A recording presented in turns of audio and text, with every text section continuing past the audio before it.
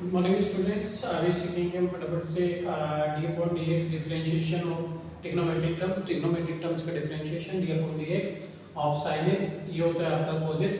आपको सिर्फ ये रिमेंबर रखना है साइन और cos का डी अपॉन डी एक्स, बाकी सभी टर्म आपकी क्रिएट हो जाती है। D upon D x of cos x होता है आपका माइनस का sin x, और इसी से आप क्रिएट कर सकते हैं। अगर ये दोनों लर्न आपको D upon D x of sin x is equal to cos x, D upon D X cos x minus sin x होता है, तो डिफरेंशिएशन करना होगा। अगर आपको tan x का, तो d upon dx of tan x that is equal to, इसको हम कर सकते हैं। देखो sin upon cos कितना होता है, tan होता है, तो sin इस tan को लिख लेते हैं d upon dx sin x upon cos x, d upon dx of sin x upon cos x। ठीक है, इतना हो गया। तो ये आपका न्यूमरेटर अपॉन डिनोमिनेटर जब होता है, तो न्यूमरेटर अपॉन डिनोमिनेटर का डिफरेंशिएशन होता है u upon v। तो v का स्क्वायर करते हैं, आप फिर मेंशन करते हैं न्यूमरेटर d upon dx, फिर डिनोमिनेटर माइनस फिर डिनोमिनेटर, फिर D upon D x of numerator.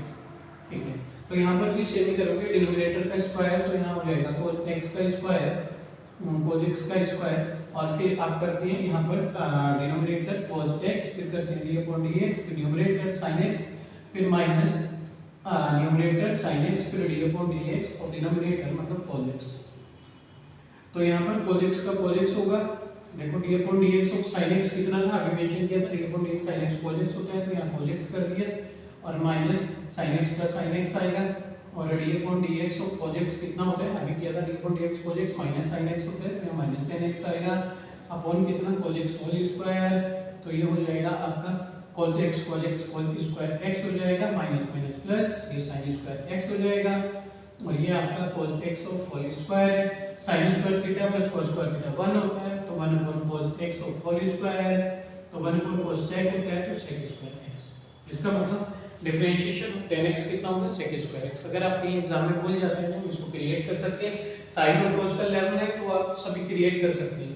तो आप tan x का कैसे, tan x का किया हमने sin cos tan, फिर cot x कितना होता है, cot x होता है आपका cos x upon sin x।